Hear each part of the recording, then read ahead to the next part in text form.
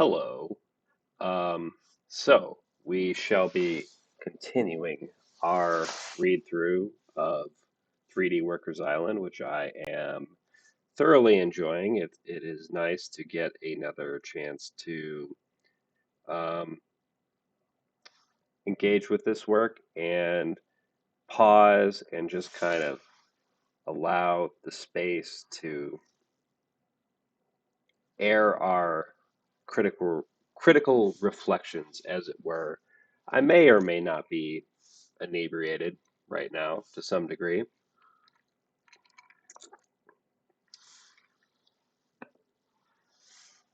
But yeah, let's get into it because this is where things start to get pretty fucking weird, if you ask me. So allow me to add my camera here. My apologies.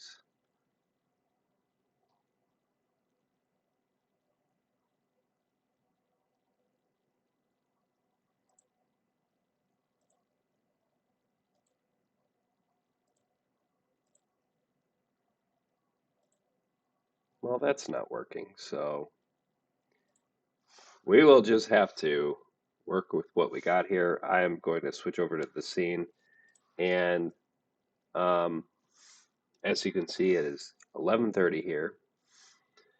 Um, so I think the thing with this section is uh, I'm just going to go ahead and read it.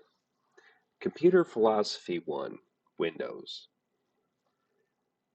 There are of windows everywhere we see them, and anyone could be looking in at you. That's a part of what makes them scary. But windows are even scarier when you're the one who looks in on them, who looks in them, because when you never know what you'll see in them. Because of when you never know what you'll see in them. It's like almost it's borderline incoherent.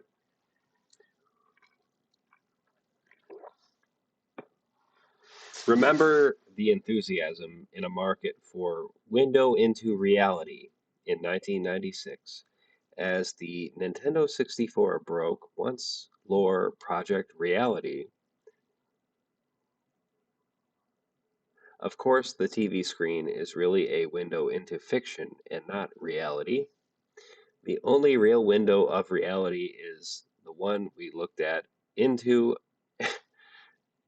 is the one we looked into as a baby and still cannot turn from. That's a totally normal thing to say. The only real window of reality is the one we looked in is the one we looked into as a baby and still cannot turn from. It's almost like Nietzschean. Um, what called the common story theme of falling into asphalt imagery? We bring the inside into the outside, and the outside is the place we are stuck looking. This is the only meaning of I'm trapped in the TV. When we find out that reality is the thing we look into, but what does that mean where we are? Where are we? It's I can hardly even read this. Um, what does that mean? Where are we? What happens when something bad you find responsible for is there and you do nothing to stop it because it looks through a window and is not real? I'm tra- I'm trapped in here and I may never return home. What do we mean? So, are you following along at home? Because this web page has the answer to everything, right? Um, no, I'm just kidding. I do not know what to make of this. I think to some degree, this seems to be like a commentary on um, this is a very particular moment in time, and it's difficult to convey if you were not there. So, growing up as a kid in the 90s and getting access to the internet at a time when it was still a very new thing, and occasionally you would just happen upon these extremely bizarre websites that would say all sorts of things. Um, and to some degree, I'm sure it warped my mind, you know? Um, but who's to say? I don't know. I remember all sorts of websites like this, and they were not always written by people who could write in a way that is coherent and makes sense. So this is very on point, I think. Um, there are of windows everywhere we see them, and anyone could be looking in at you. That's part of what makes them scary. So it's like it's trying to be very this this reads like a very sort of like philosophy freshman like 101 level philosophy type uh bong rip conversation. Um, and I mean, I remember like happening upon certain websites um, in the late 90s, early 2000s as well. So, I would have been a teenager. Like, I would have been 13 or 14 at the time. And in some sense, it was very, it was very novel and it felt quite subversive. Um, to be able to like just happen upon a website and it would say something like it would have there would be like an elaborate type of theory about like how the world is going to end or how eventually because of Moore's law artificial intelligence is going to create a scenario where we have a singularity. There are all sorts of different websites and they would have uh, everybody would have their own sort of crank theory about what is happening. And it really felt to me like, especially like when you are an impressionable young man at that particular historical moment, um, it did feel to me like a window into the world. So I kind of appreciate the metaphor. Absolutely. Like this whole metaphor of a computer screen being a window into reality. Um, it is it is really quite interesting. Absolutely. So we have. Why don't we proceed at this point? So okay. What called the common story theme of falling into asphalt imagery? We bring we bring the inside into the outside, and the outside is the place we are stuck looking. This is the only meaning of I'm trapped in the TV. When we find out that reality is the thing we look into, but what does that mean we are here? What does that mean? Where are we?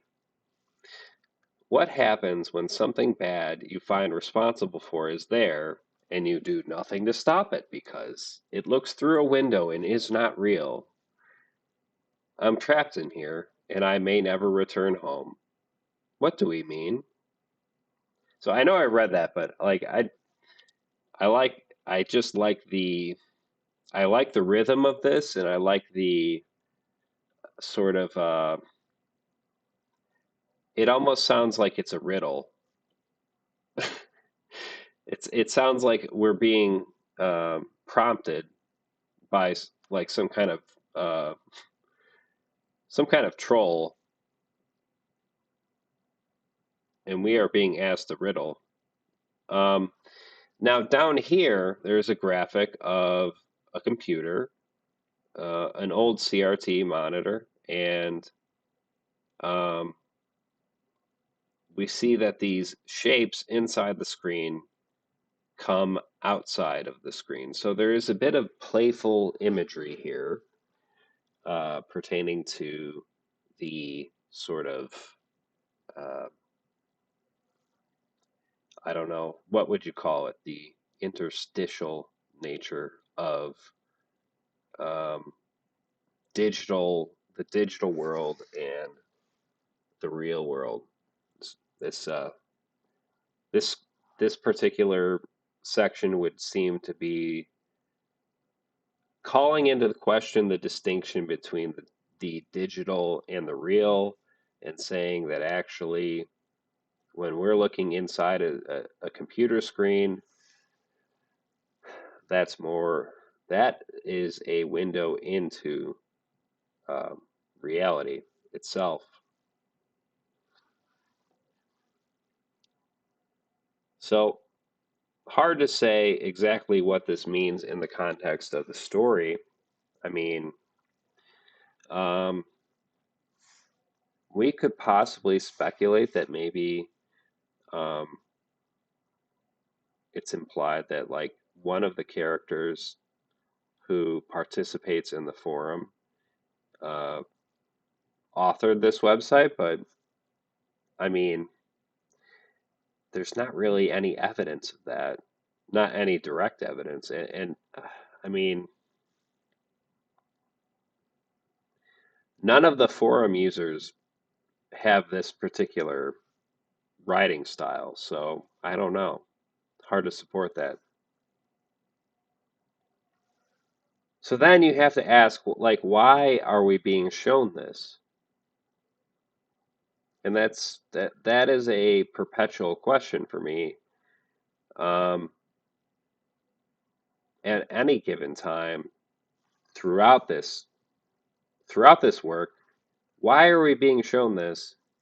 What does it mean in the context of the broader narrative, and what does it mean uh, if we're looking at it from like a meta textual standpoint as well, or like a sort of meta commentary on the way Petscop was perceived, and I don't want to necessarily try to read into everything that way, but it is something that came to mind when I first started engaging with this work. Is like, is this possibly a meta commentary on the way Petscop was perceived? Because it seems to me like it is. I don't know. I could be. I'm having trouble because I feel like I'm a little bit too close to the work. Um, it's like it's like that old trope when like I don't know, you're watching like a crime thriller, and I don't know, like the FBI agent that's in charge of the case, like their colleague is talking to them, and they're like, I think you're I think you're too close to this. I think you are too close to this, Jack, and it's making you biased. I think you need to take a break. You need to take a couple weeks off here. You're too close to this. That's how I feel right now.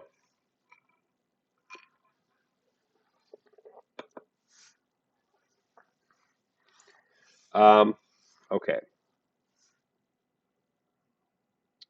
let's proceed. Island. So you will recall previously that um,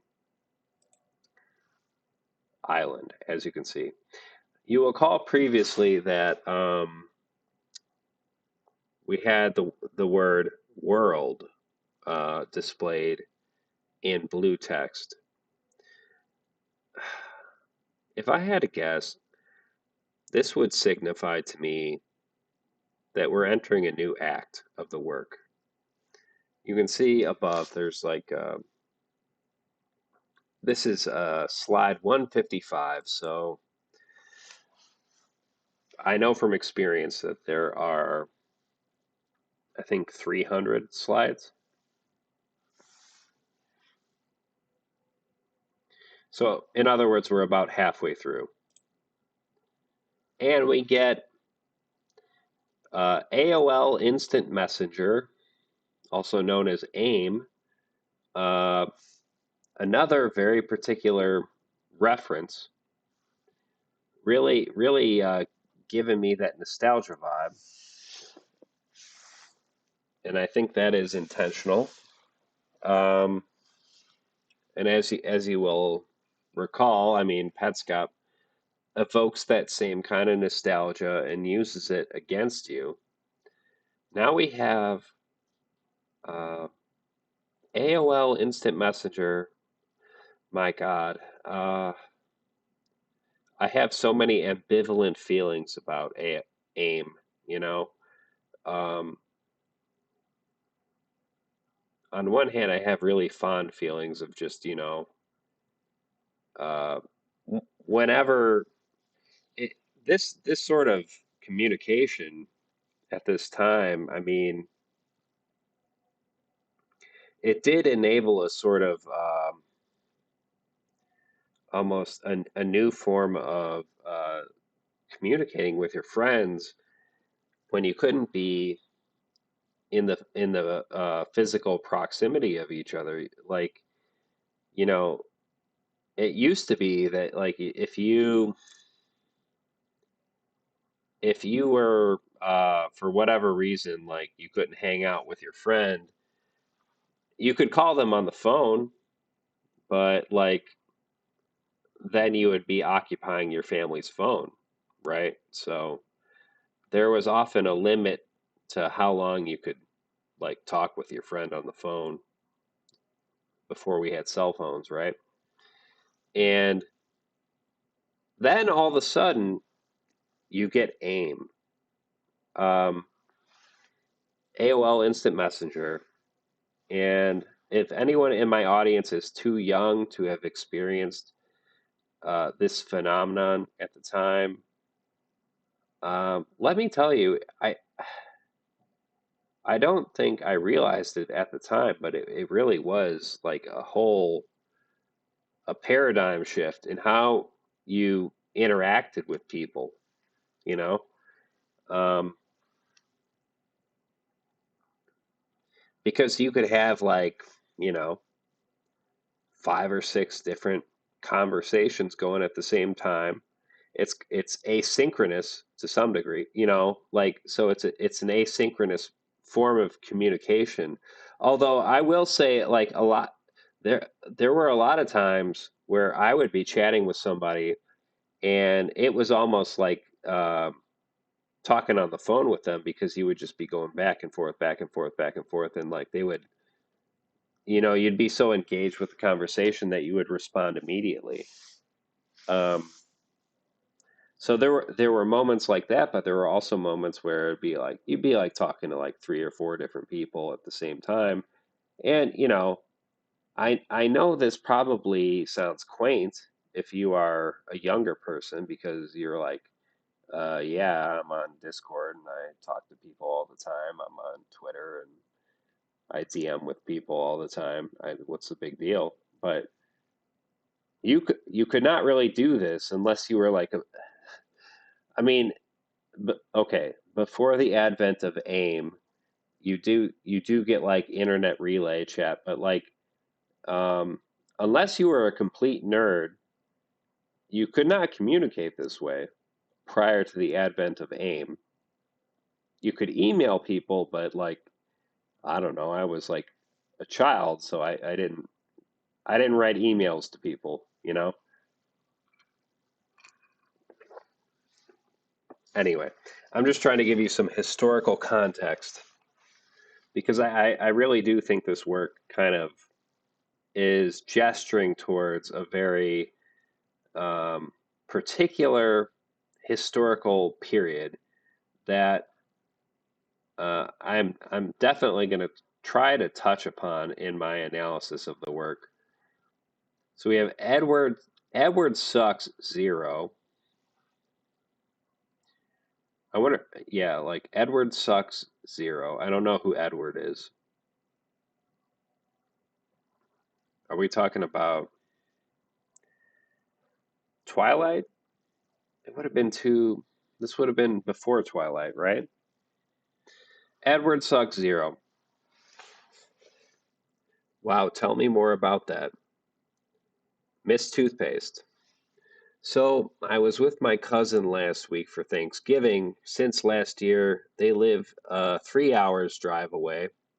It got late, and he took me down a dark trail and scared the piss out of me talking about ghosts and murderers. In a quiet moment, I thought I might change the subject, so I started talking about 3D apropos of nothing. Turns out he knew about it, which caught me off guard. And then Edward Sucks makes a shocked face like this. Oh, a shocked face. Um, and okay, it got late, and he took me down a dark trail and scared. Okay, so and he carried on with the exact same tone as when he was talking about torture killers a moment earlier, but now talking about 3DWI.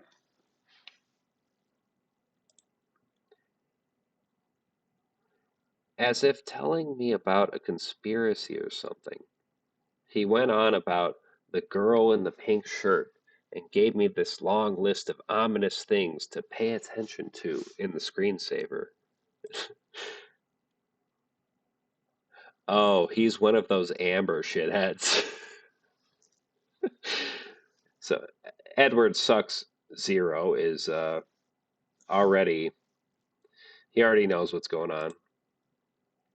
Those people basically took down that old Discovery Pages website a couple years ago. Ruined a good thing. Yeah. Anyway, when we got back, we watched 3DWI together until 2 a.m. on the slowest, crappiest computer in the world. We watched until suddenly the computer froze completely, but he told me it wasn't really frozen, that actually 3DWI does that on purpose in order to hide things that are happening. Huh? I don't know. He was making things up on the spot, but I think they still meant something to him.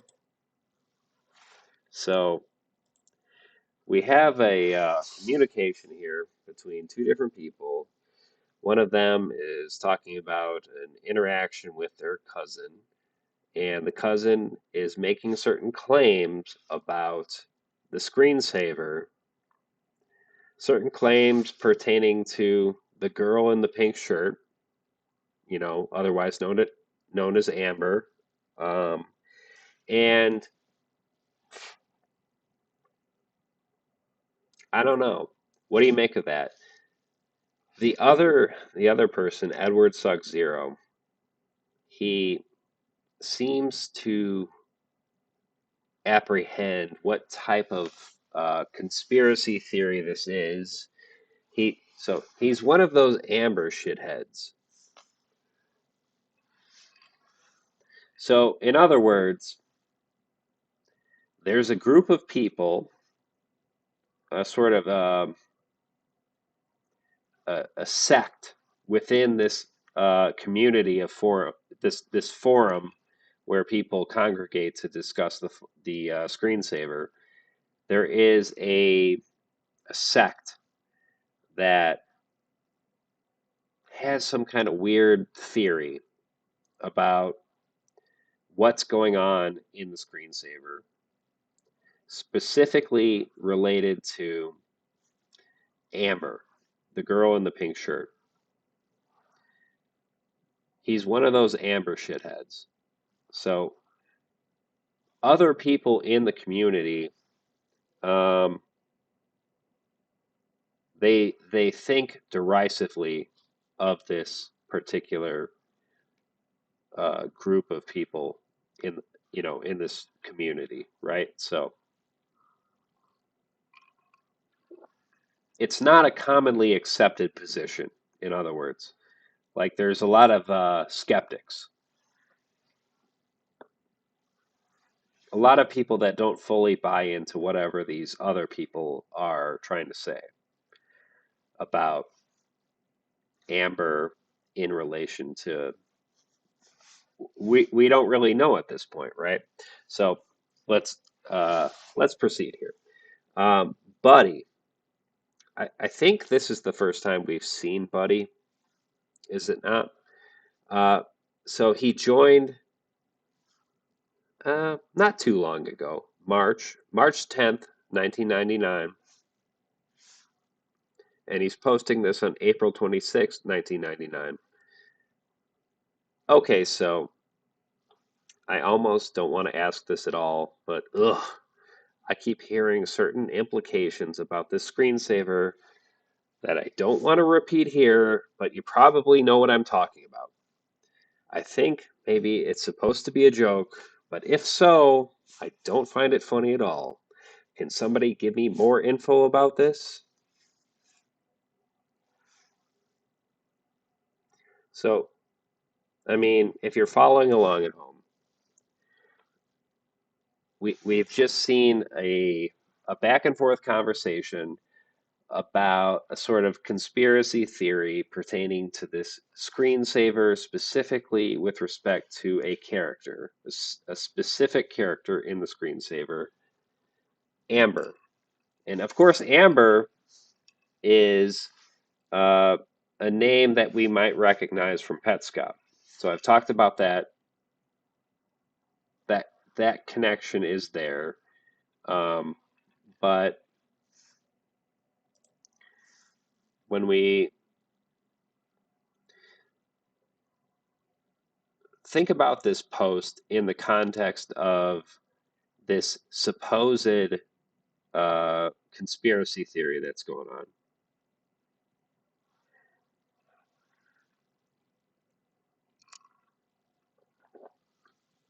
we have a response to this post by sax player. Turn back now. Don't go any further. And then and then you get reality priest chiming in with a photo of a stop sign. Ned Hucker says, for your own peace of mind, stop this line of inquiry now and do something else. Don't become another one of us freaks. Reality priest says, seriously, I wish I could go back to enjoying the screensaver normally. I want to be a normal person again. Please, God, let me forget. Ned Hucker says, there are links that can be provided. If you really want them, I can send them to your email. Just let me know. Cheer says, I'm no coward. And then they post the link. They post a link to something.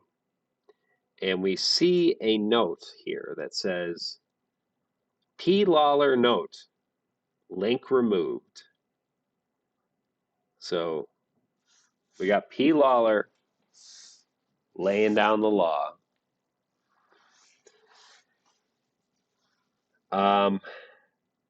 And then Ned Hucker says, yeah, that's not going to last very long. Um, so we've seen that P. Lawler, the administrator of the forum, has come in and removed whatever link was posted here. So This should not come as a surprise because we know that P. Lawler is an authority around these parts, and people seem to uh, people seem to get a little cagey around certain topics. So we talk about like the discourse that is starting to emerge with respect to this screensaver.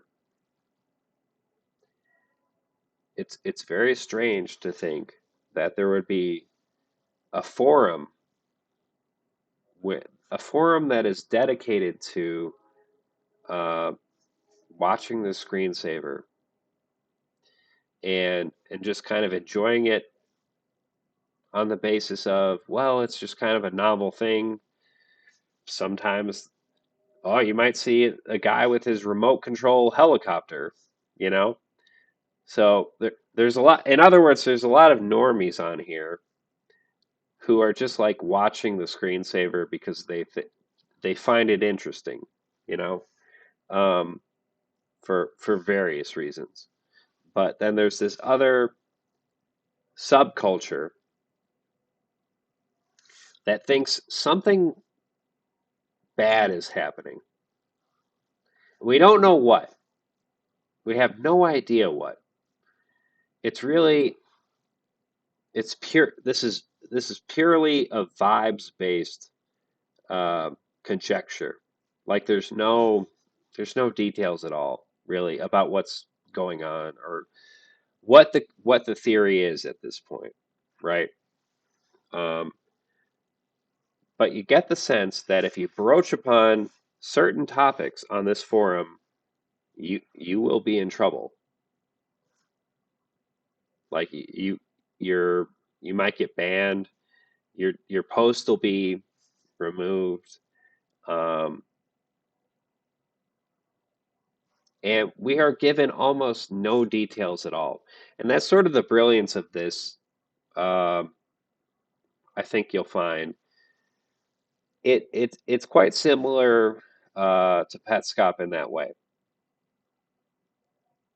where a lot of the horror and a lot of the uh, unsettling qualities of the work are left up. They're sort of like the, the it's sort of forcing you to use your imagination as to exactly what's happening. And I think that's a very effective and underutilized tool in a lot of anything horror related, right? Leaving it up to your imagination, you know.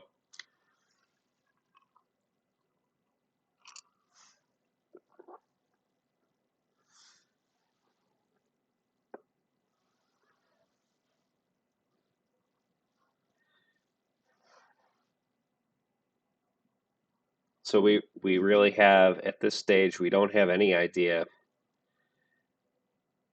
uh, what where this link goes, but we're about to find out.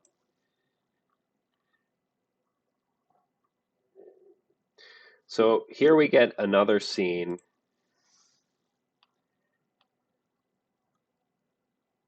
Uh, Joe's sitting over here on a chair that is almost falling off the ledge here. Um, so we have Joe and Grace, and yeah, who's to say what's happening here? Okay, so then we get Holland. Holland is coming out and placing a lamp just in the middle of the island here, and that's it. So I want to stay on that for a little bit because I think you have to, if you're engage, if you're sincerely engaging with this work, you have to acknowledge that um, it seems as though to me that certain things are interjected to kind of cast doubt upon any fixed narrative that you might be trying to formulate with respect to what the fuck is actually happening in the screensaver. Um, like when we're given access to the various occurrences in the screensaver, it is actually quite difficult to discern any kind of pattern or any kind of narrative or thematic. Who knows? You're given so few details. But then the other element of this work is the discourse about the screensaver. So that is why I'm speculating that this is some kind of meta commentary about how Petscop was perceived, at least to some degree, because you get this sort of discursive element, discursivity. How's that? How do you like that word? It's discursivity. Um,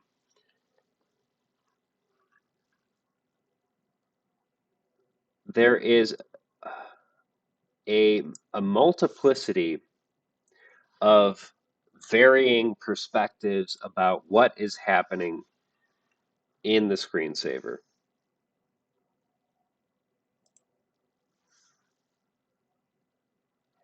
In this scene in particular, we have Holland come out here and just place a lamp in the middle of the fucking island. So it's like that basically. In other words, it seems to me that the function of this particular scene where okay, it starts off Joe and Grace are just sitting here, no particular there's no explanation for why they're here. It's random. That's the whole point. It is completely random. Um, and then Holland comes out with a lamp and places it on the in the middle of the island. So we have to ask ourselves what is the function of that scene? It seems to me that the the work is saying there's a random element to this. There is no obvious meaning to be discerned from this particular uh, this occurrence. Like it's random.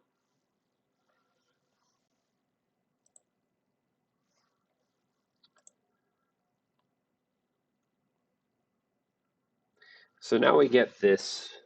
Uh, this is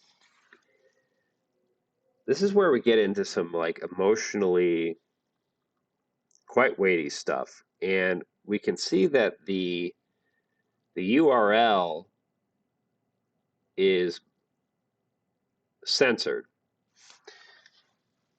So that is pretty interesting when you consider the fact that um, there were certain elements of Petscop that were censored, and now we get a URL.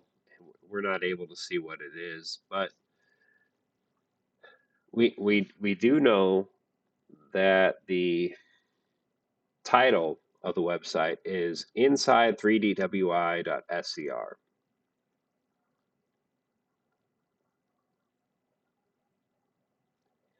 The windows of my living room cover the walls with wide views of my front and backyards, fill the room with light during the day and an air of vulnerability during the night. My brother crashes here.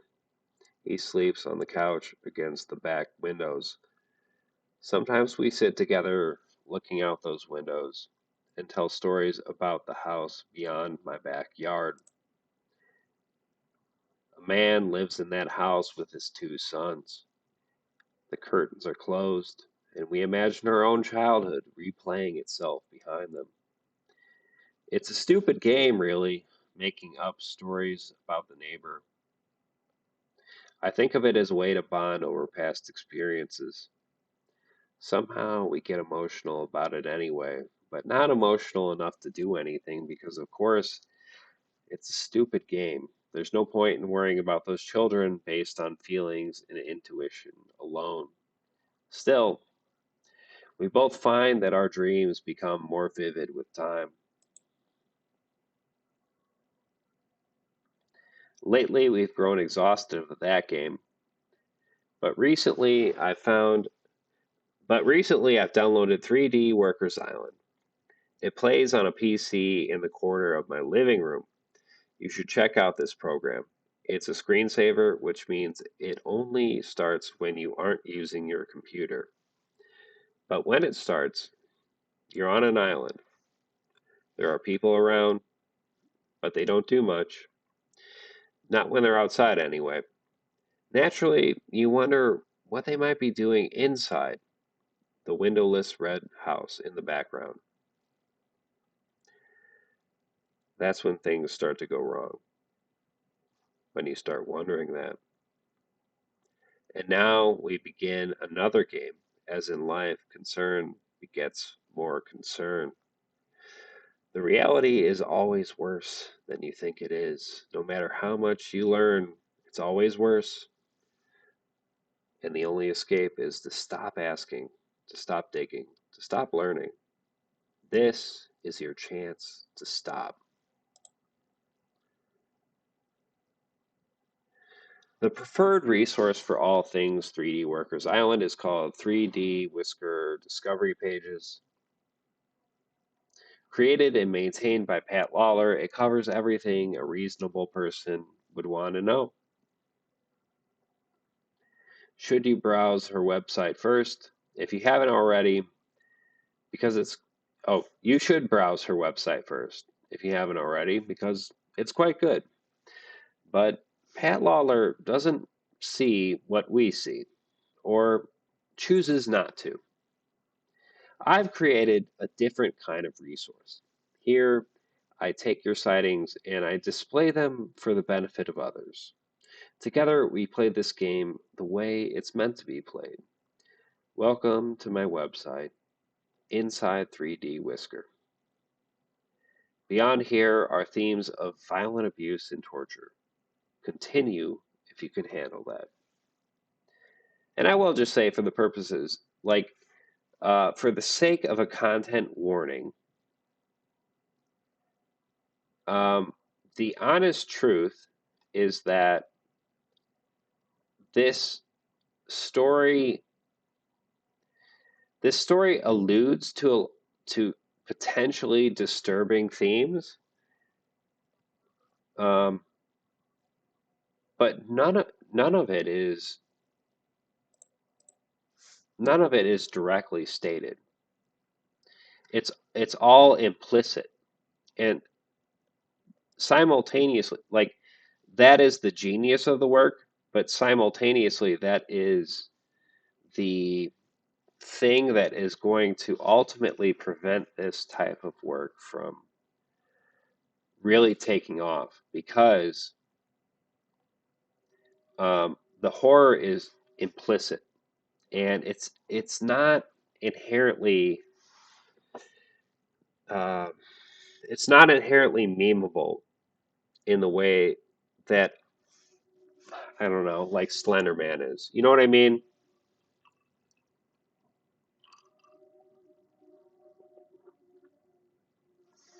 You might hear a train going off in the background. Adds a little ambiance. Um,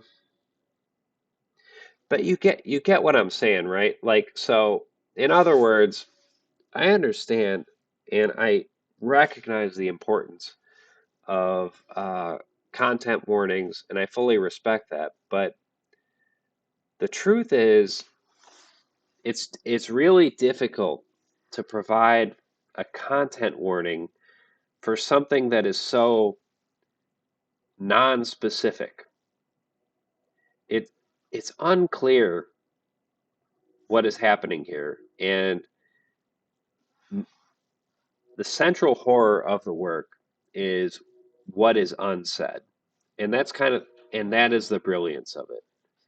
So that's what I'll say. That's all I can really say. I'm struggling to come up with more than that. Um,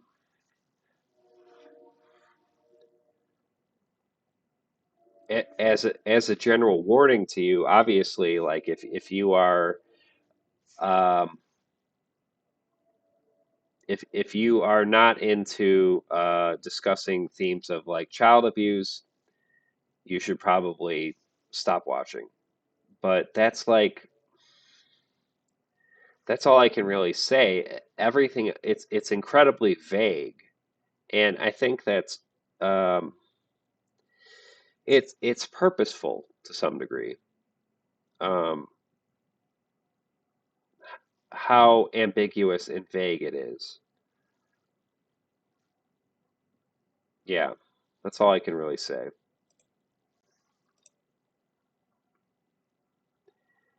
So then we have a scene here with Joe, Holland, and Amber here. Amber seems to have a water bottle. Joe has like a cup of tea or possibly coffee. Who can say? Joe looks over here, kind of just like he's kind of just looking the other way. And then he goes and he's looking at his flowers here. Okay, so I just kind of want to index here that Joe is like a quintessentially rep repressed dissociative guy. If I had to guess, like I know I've said that like any kind of narrative that you want to latch onto here is purely speculative, right? Because there is very much a random element to this. But I, nonetheless, I have to I have to just take note of my intuition here. And my intuition is to say that Joe is just like dissociating. Every single scene every single scene that we have seen Joe in, he is dissociating. I mean, that's my pet theory at least.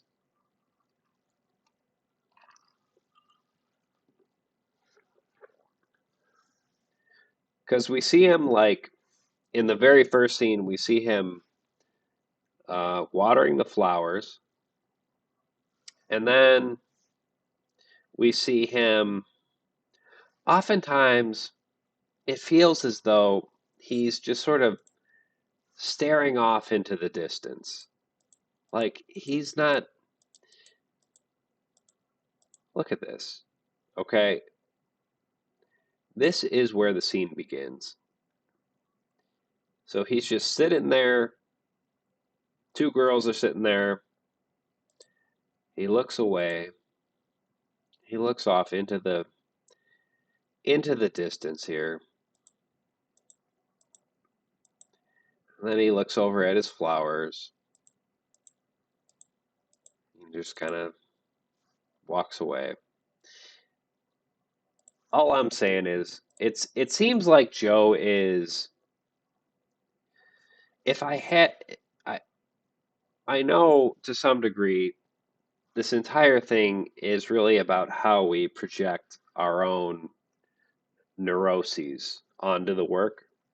I know that's an element of it, but I cannot help but to say that Joe is Joe is dissociating. These are the two competing theories in my head. One is that none of it really means anything. It's all random. And then the other is like, okay, it's pretty clear to me that Joe is dissociating because that man is not present. He's not present.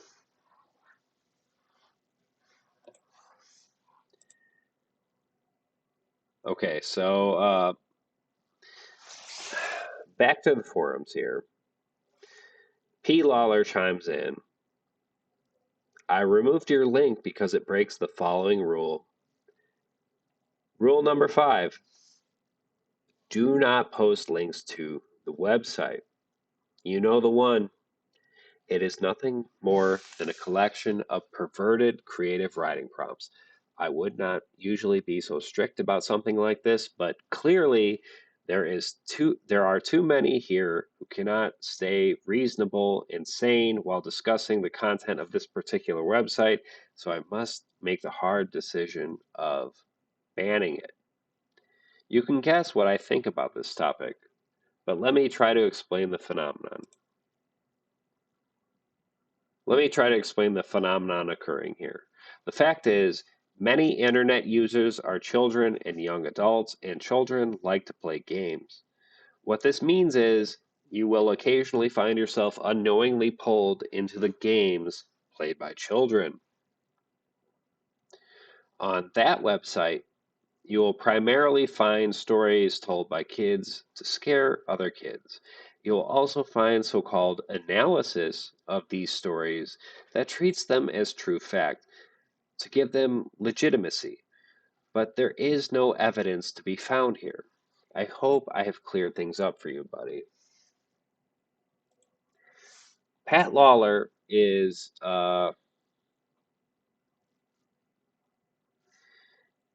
really, she is trying to suppress this discourse. And we don't know why. You know, is she, I mean, the mind, it jumps to some dark places, right? Um, it seems to me the the most obvious explanation is that she doesn't want she doesn't want these topics to be discussed because um, if you pull on this thread too much, perhaps it will implicate her in some way. I don't know.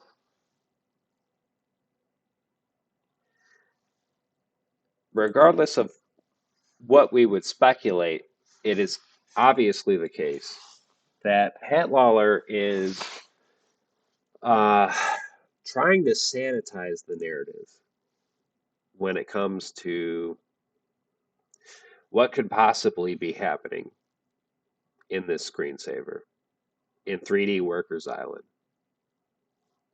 So you have to ask yourself, why would she want to do that? And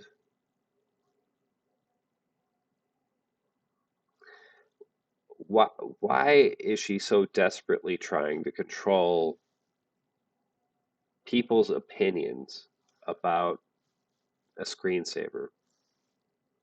It doesn't make any sense.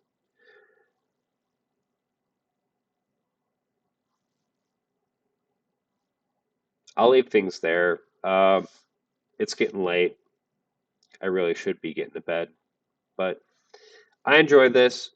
I am uh, slightly inebriated, so I hope that didn't affect the experience negatively for you. I mean, um, I probably I probably went on a few tangents there, but I'm trying to if I'm being completely honest, I'm trying to figure out how to ground myself because I'm trying to write this script, and I mean maybe it's an egoistic thing, but I feel like it has to match the quality of my Petscop analysis. You know what I mean? That's the kind of pressure I'm feeling. That must sound ridiculous to anyone who doesn't. uh, it must. I am self-aware. I realize that's a very ridiculous thing to say, but my analysis of this short story is like it's going on like 20 pages, so it's getting pretty long. Maybe it merits that. I don't know,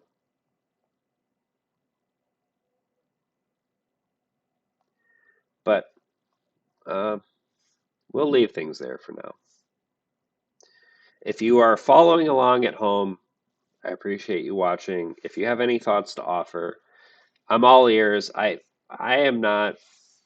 I'm trying to not be emotionally attached to any particular narrative at this time, but I cannot shake the feeling that this is almost purely meta commentary. But then there's this stuff about the worker simulation software and AI. So it's like I don't know. It could be a commentary on that as well. So um, yeah, thank you for watching, and go with God. We shall continue our read through probably in a couple days, probably this weekend at some point. So we'll see you later.